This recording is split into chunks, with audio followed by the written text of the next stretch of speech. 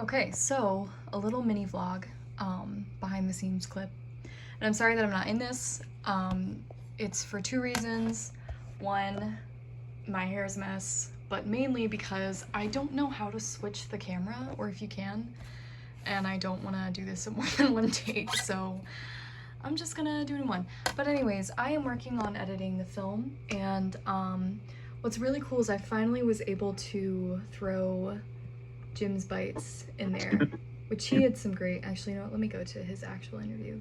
This is what it looked like. A different sequence.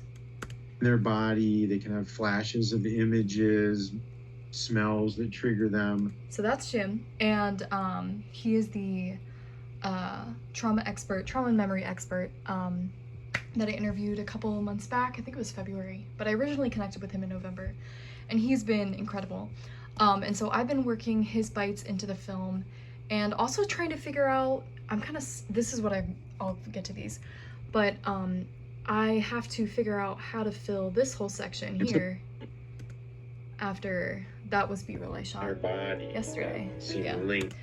Cool thing about this, this does not make sense at all because I'm being very all over the place, but I thought it was interesting to include the pictures that are reminiscent of like the different details that frequently popped up in my drawings in therapy. So you got the pine trees is a big one, the water, I may have to rewind this a little bit. That's the yellow, hold on.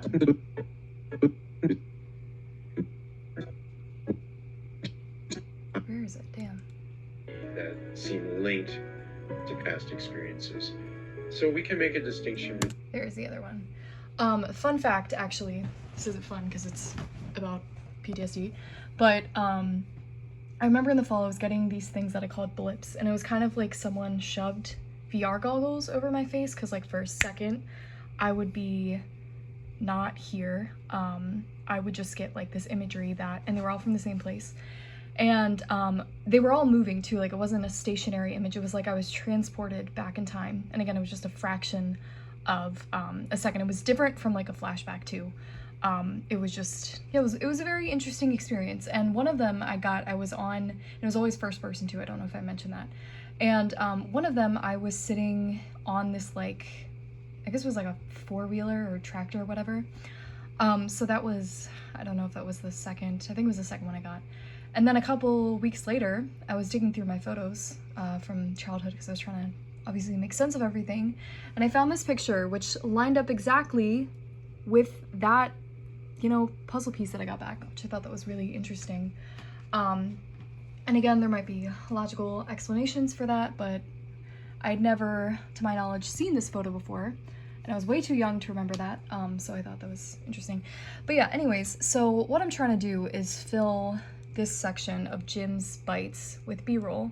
I'll give you a little bit to hear what he's talking about. What we call explicit memory and implicit memory. And explicit memories are when you're having an experience.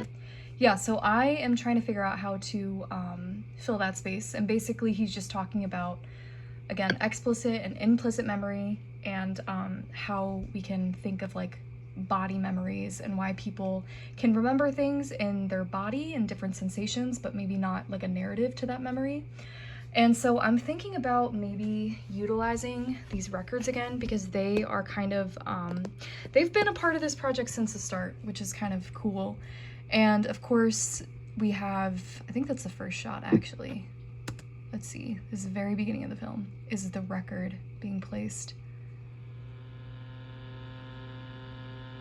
Yep, there it is. And then it's also, I'll show you guys this, which I think is actually really cool. Wait, no, it's before that break. This is a new segment because there's two parts where Jim's bites are subbed in before we like meet him as a person. I know that doesn't make sense now, but it will when the film comes out. And the first part, I have B-roll that I reworked, and I was proud of that because then I didn't have to shoot anything. Hold on, it's actually before this, I think. Yeah, okay, it's like right here, I think. Box. There would be immediate bodily anxiety. Actually, it might be before before this. When you see a patient tremble and visibly shake. Yeah, it is. Sorry. It's right here. Okay.